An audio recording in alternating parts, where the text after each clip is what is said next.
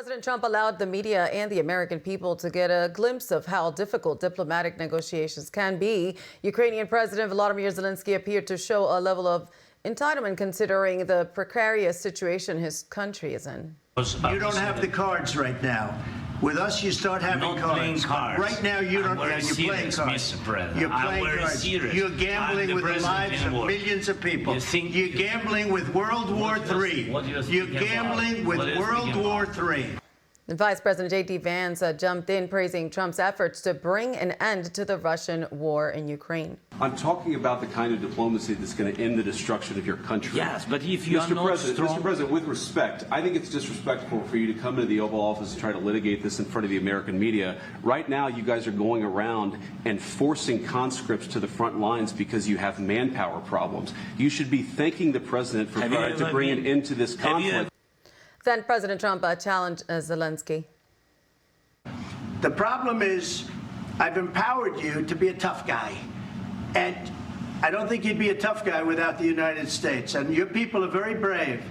But you're either going to make a deal or we're out. And if we're out, you'll fight it out. I don't think it's going to be pretty. After the meeting, President Trump canceled lunch with Zelenskyy and told him to leave the White House, then posting about Zelenskyy, quote, he can come back when he is ready for peace.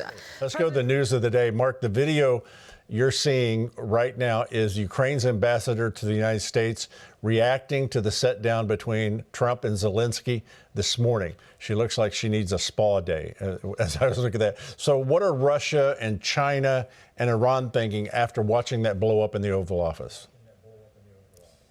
Yeah, look, I mean, I think there's a variety of ways to look at this. I don't know what Trump's strategy is. I didn't love seeing that on camera. I think that kind of thing should go on behind closed doors. I don't think this is a good way to do diplomacy, but I also don't want to second guess Trump's strategy. He's an incredible strategist and a great negotiator. Maybe this is part of it and I don't understand it. I think Zelenskyy performed very poorly. I think it was just a mess. Well, this will be the news cycle all weekend. They've guaranteed. Well, tensions ran high Thursday over the Jeffrey Epstein documents that the FBI was supposed to turn over to the Department of Justice.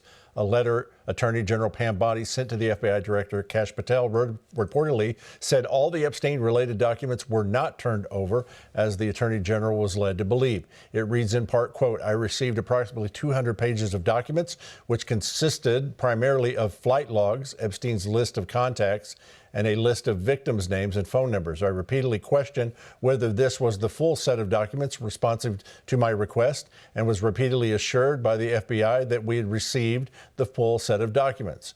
Thousands of more documents were allegedly still in the FBI field office in New York.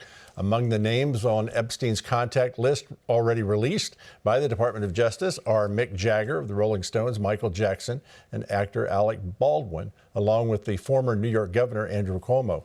The deadline Bondi gave for receiving the missing documents was 8 a.m. this morning. There is no word if the documents have arrived yet.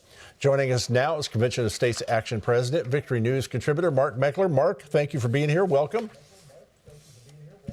Happy Friday to you. Well, happy Friday. I want to get your perspective on the Epstein files and the disappointing release of the redacted materials yesterday.